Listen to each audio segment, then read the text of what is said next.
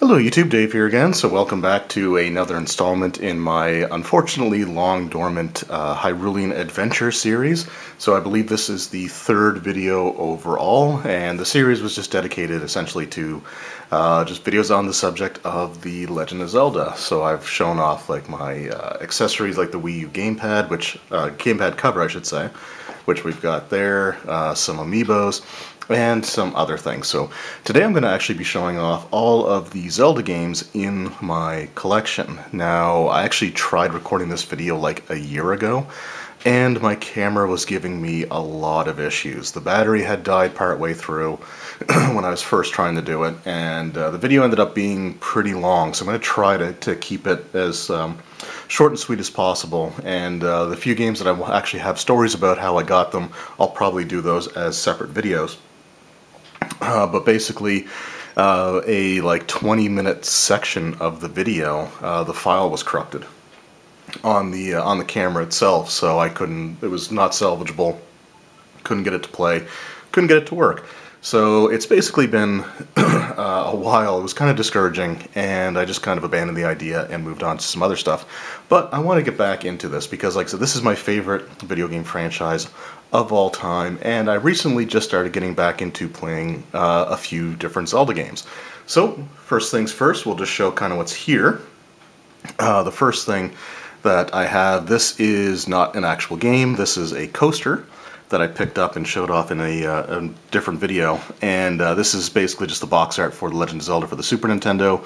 I no longer have my Super Nintendo version of A Link to the Past. I sold that when I sold my original Nintendo, Super Nintendo, which was kind of a bad decision that I regret. I also regret the fact that I never had a chance to own the NES versions of the Legend of Zelda or Zelda 2 Adventure of Link. So those are, I guess, my Zelda collecting goals, is to get the NES and Super NES games. We also just have my Link and Ganon Amiibo. We'll move those out of the way. And since the battery looks like it's about to die on my 3DS, let's just go ahead and show some of the digital games that I have on here as well. So we're just going to zoom in a bit. I'm actually currently playing Majora's Mask, but we'll get back to that in a moment. So one of the first things that I did actually when I bought my 3DS was to download the Legend of Zelda Link's Awakening DX. This is the Game Boy Color version, so it's not the original Game Boy one, but it had an exclusive dungeon in it, which was cool. It was color-based, and you could choose one of two benefits, either double damage or double defense, so I thought that was pretty cool.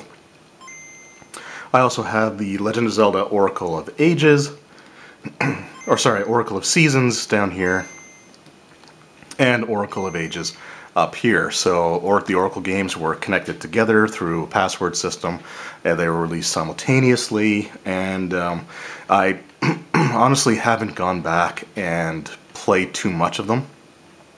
There are two different types of gameplay experiences too. Like Oracle of Ages is very puzzle based, and you can see the microphone picks up my voice and keeps wanting to spin the system around.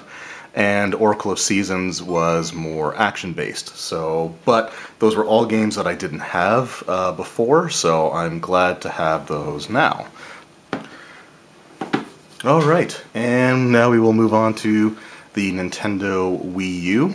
And really I've only got one game here, and we've got The Legend of Zelda The Minish Cap, which came out for the Game Boy Advance. I ended up getting this not actually too long ago, but I need to actually go back and finish this one as well. I think I made it about 2/3 of the way through the game, and it's just been a while since I've picked it up and played it, but would love to get back into that one as well. Alright, so let's just get these out of the way as well. Nothing I have to press there. So we'll just slide this back. So the first game that I want to show, as far as physical games go, I already showed the Game Boy Color version, but I do have, and I'm still zoomed in, let's zoom out a little bit here. So I still have, or I shouldn't say I still have, I have a copy of The Legend of Zelda Link's Awakening for the original Game Boy, and this is not my original copy. This is one that I ended up getting off eBay just a few years ago, and the issue with this one is that I live in Canada, and this cartridge came out of Quebec. It actually has like a special code there for the Canadian release. And the language that this comes in is French. So the whole thing is French. Although I was able to beat it, I was actually able to go through and play the entire game just based purely off of memory, which is pretty good because I can't speak a word of French. Alright, I did say that I don't have a physical copy of the original Legend of Zelda for the NES, but that doesn't mean I don't have a copy of the original Legend of Zelda, because I do have the Game Boy Advance Classic NES series version. And I did get to play this through once. I had my original GameCube had a Game Boy Advance player on it, and that's how I was able to play this game. I never bought the second, this was part of the first wave. The second wave had the Zelda 2, The Adventure of Link, but unfortunately between the time that I got this and the time that the Adventure of Link one came out, my original GameCube was basically stolen out from under me. I lent it to someone, and they ended up selling it and just telling me that someone broke into their home and stole it. So anyway, that could be a whole story for another time as well. But I do have the Game Boy Advance version. I wish I had the foresight to have picked up the Zelda 2 anyway, just because these things, I guess, start to go for a fair bit of money now. But this is the complete box version of that. I also mentioned earlier that I don't have my original Super Nintendo version of A Link to the Past, but I still have a physical copy of A Link to the Past, which I have right here. So this is Legend of Zelda: A Link to the Past for the Game Boy Advance. This included the Four Swords multiplayer game as well, but you needed to have multiple Game Boy Advances, the link cable, and everyone involved would have to have a copy of this game. So I never got a chance to play it again. This was something that I played on my Game Boy Advance player on my original GameCube. So I wish there was a way for me to do that. I might try to see if I can find a Game Boy Advance and maybe see if I know anybody else that has this game to give it a try, but it's still cool to have the Legend of Zelda: A Link to the Past is a physical copy as well. Alright, the next one here I've shown in a few different, at least one different video, I think it was two actually, and this is the Legend of Zelda: The Ocarina of Time. So this was for the Nintendo 64. This was the original version that I had.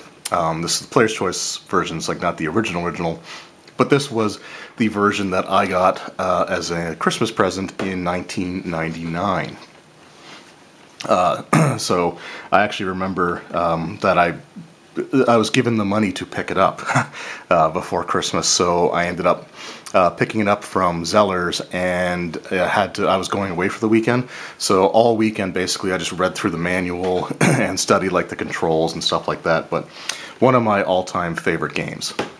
Now I only have my version of Ocarina of Time.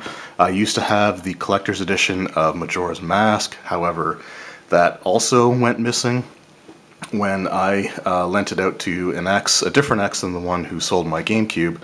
And basically, there's a story behind that as well. I'm not going to get into it right now, but let's just say I don't lend my systems out anymore for those reasons. Alright, so moving on, let's look at some stuff for the Nintendo GameCube. First one here is Legend of Zelda: The Ocarina of Time with Ocarina of Time Master Quest. So this was a pre-order pre-order bonus if you did a $20 pre-order for the Legend of Zelda: The Wind Waker, although I didn't actually get it that way. I did buy this from a store. It was from a Walmart that basically didn't get the memo, didn't notice the not for resale thing on the back, and we're just selling this as a $20 game. So that's how I picked it up. And it is fully complete. Up next, after that, we have the Legend of Zelda Collector's Edition with a great big not for resale right on the front there. I believe that this actually came with with like the Platinum Edition GameCube around the time that Wind Waker had come out. I'm not 100% on that actually, so if anyone knows exactly where this came from, let me know, because I didn't know that this existed until until I went to a friend's house, and he actually got me to try playing the Wind Waker. But this has Legend of Zelda on there, Zelda 2: The Adventure of Link, Ocarina of Time, and Majora's Mask. And after my N64 disappeared under mysterious circumstances, this was the only way that I had to play Majora's Mask for quite some time. Now, I do also have Majora's Mask downloaded, as well as Zelda 1 and 2 on my Nintendo Wii, and I'm not going to show that here, but the reason that I had that is when I had made a pretty major move, I couldn't find the memory card for my Gamecube. So basically, I didn't have the ability to play and save my games, so I thought that I would never really get a chance to play this disc again. So I downloaded them on the Wii Virtual Console, and then like a month later, I finally found the memory card, which was actually packed in a game box for one of my other Zelda games that I just didn't get back into playing. So there you go. Alright, and up next and last for the GameCube for now is the Legend of Zelda: The Wind Waker. So this was the GameCube version with these cel-shaded cartoony graphics that a lot of people were on the fence about, and I was one of those people. I did come around after a friend of mine did convince me to play the demo on here, and I bought the game, but I will say that some of the dungeons were not great. Especially the ones with the sages were kind of tedious in some places. And the final quest to get the Triforce shards was just really, again, a grind to get through. But this was still a great game, and I'm glad that I have it in my collection. However, I will probably never play this particular version again because I have the Legend of Zelda Wind Waker HD for the Nintendo Wii U. So this is an updated version of the game, and I will say that this is if you want to try playing Wind Waker, this is the way to play Wind Waker. They made quite a few changes to some things, including the final Triforce quest. They made that a lot better, in my opinion. It's not quite as grindy. I think they lowered the rupee cost to decipher the charts, and most of the Triforce pieces were actually in sort of interesting locations and not just having to line up your ship exactly for what was a very precise trying to hook them with your hook there and pull them up. So really, really cool. Plus they have the fast sail, which you travel at an accelerated speed, so it's faster than normal, and you don't have to keep changing the direction. Whichever way you're going, your boat will just move in that direction, which is really, really cool. So if you have a Wii U, then this is the definitive version of Wind Waker, in my opinion.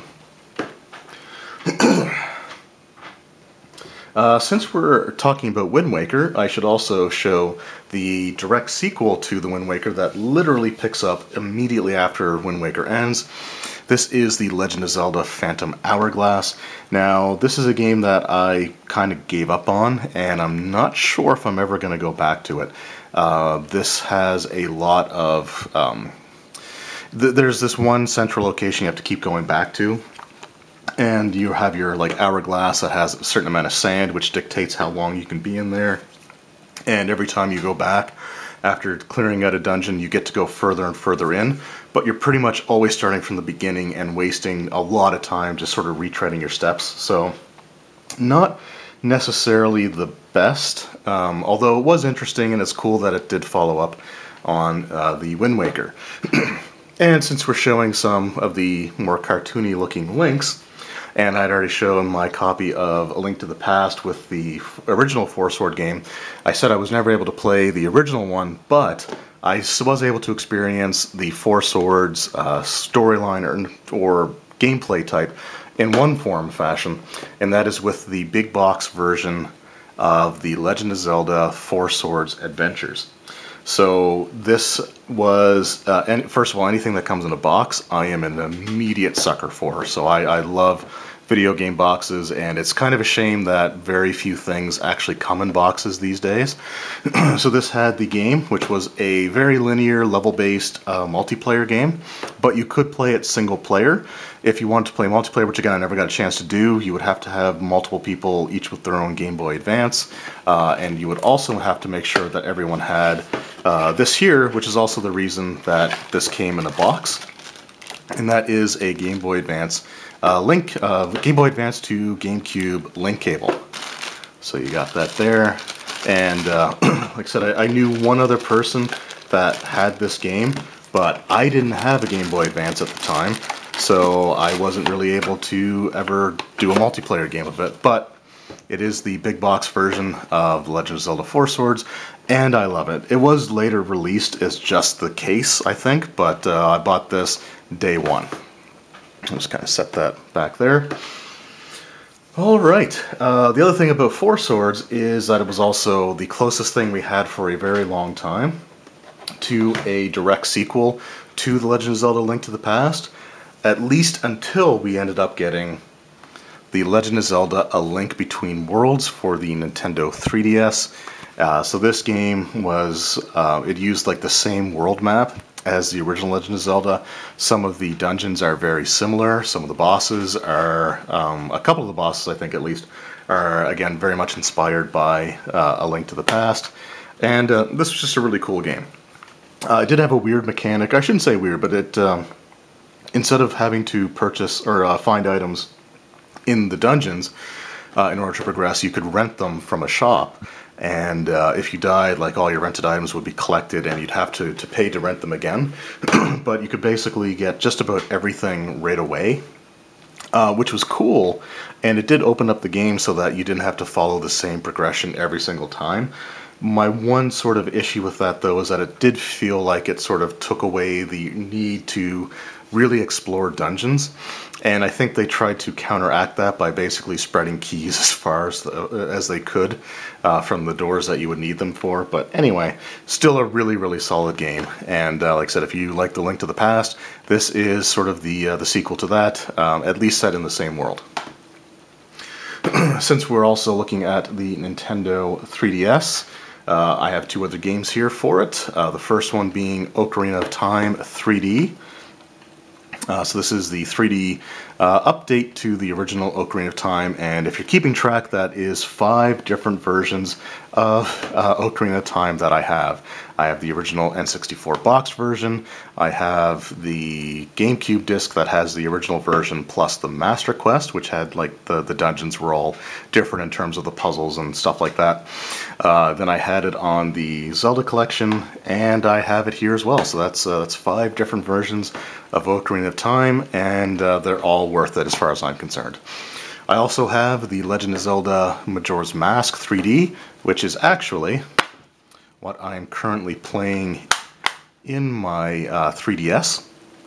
So yeah, the Legend of Zelda Majora's Mask was, again, one of my favorite games of all time, and I remember I would always, like, go through Ocarina of Time, and then I would play Majora's Mask, and then go back to Ocarina of Time, and I just alternated basically between the two for a couple of years, and try to play through each of these games at least once a year now, just to play through them. And this version is, I like it. It's one of those things that's kind of polarizing, and there are people that love it, and there are people that hate it. I think it's great. I love a lot of the changes that they made. I like the fact that they made the boss fights different, and for a couple of them, they made them a little bit more interesting than what we had in the original. And the only real complaint that I have is the Zora swimming mechanics were changed, unless you're using, like, your Zora shield, which is kind of crappy, except for the fact that, generally speaking, when I'm playing as the Zora, I would have the drink, the Chateau Romani, that gives you unlimited magic anyway, so I would always be using the shield regardless. But anyway, I still consider this to be the best version of Majora's Mask, and I absolutely love it. Like I said, I'm playing it right now. I mean, here. it was in my 3DS, so there you go. All right, up next we have another big box game. So this is the Legend of Zelda Skyward Sword for the Nintendo Wii. Another game that I need to actually complete and finish.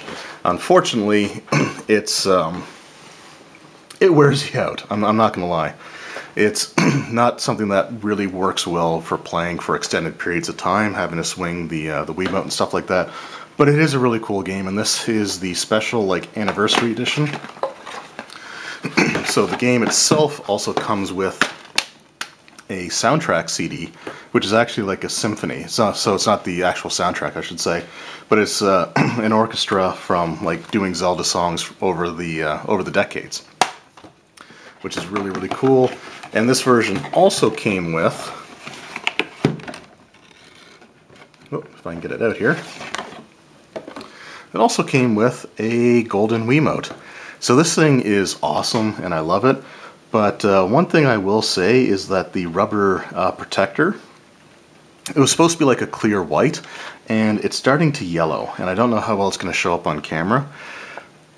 And it hasn't really been exposed to a ton of light, but it's still going that way. So if any of you have this out there, were you having the same issues?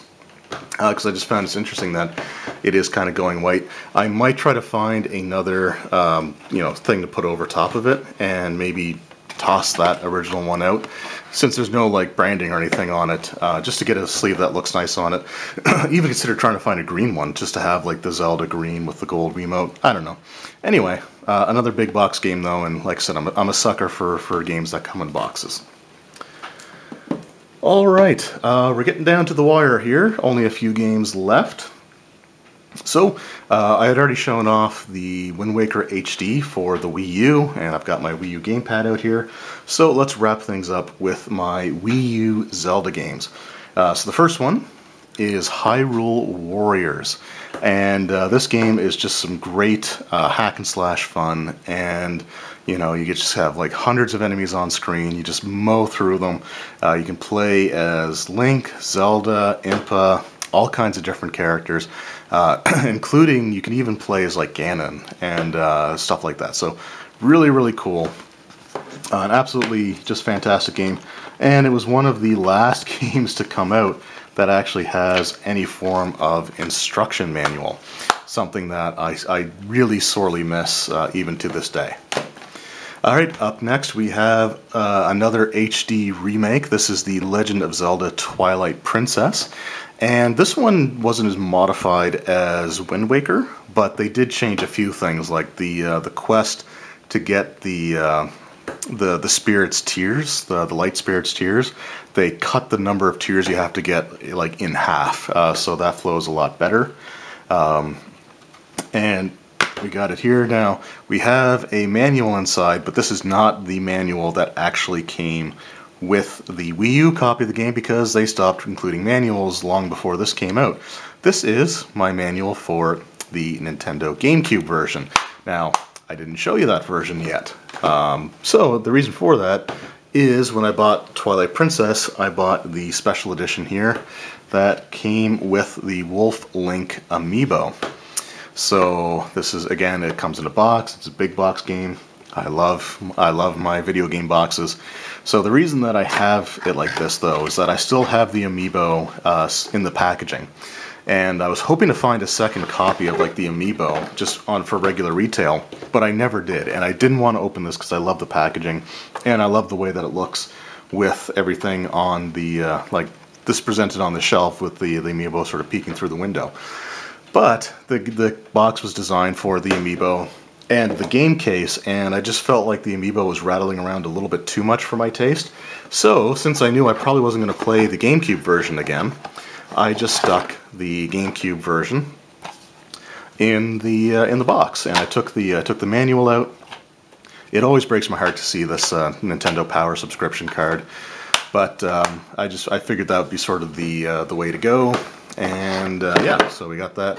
And what's interesting is that a lot of people didn't realize that Twilight Princess, or I shouldn't say didn't realize, a lot of people seem not to realize to this today that Twilight Princess was not only the launch title for the Wii, it was also the final release for the GameCube. Which brings us to our final game, which is another one that I've seen people not realize that it came out for two different systems, and that is The Legend of Zelda Breath of the Wild. So this was similar to Twilight Princess, was the final big game to be released for the Wii U, and it was also a launch title for the Nintendo Switch. Now, the case is empty because I'm actually also playing this again.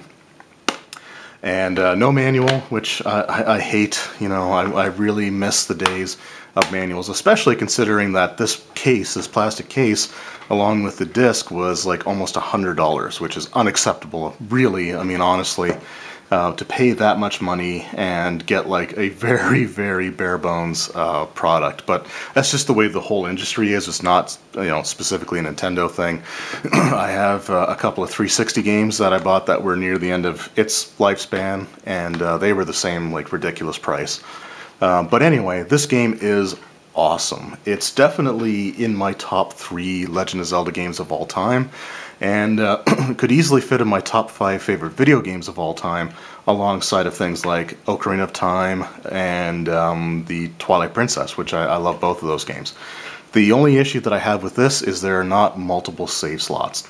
And that's one of those things that kind of bothers me, because I had beaten the game and I had put in, you know, a couple hundred hours, I think, working on it.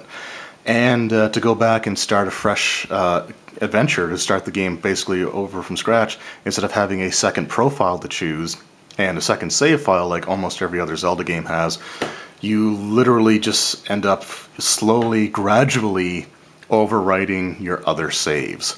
And your autosaves take up files as well. So like there's only, I think you have like 5 different save options or save slots that the game will just automatically write to.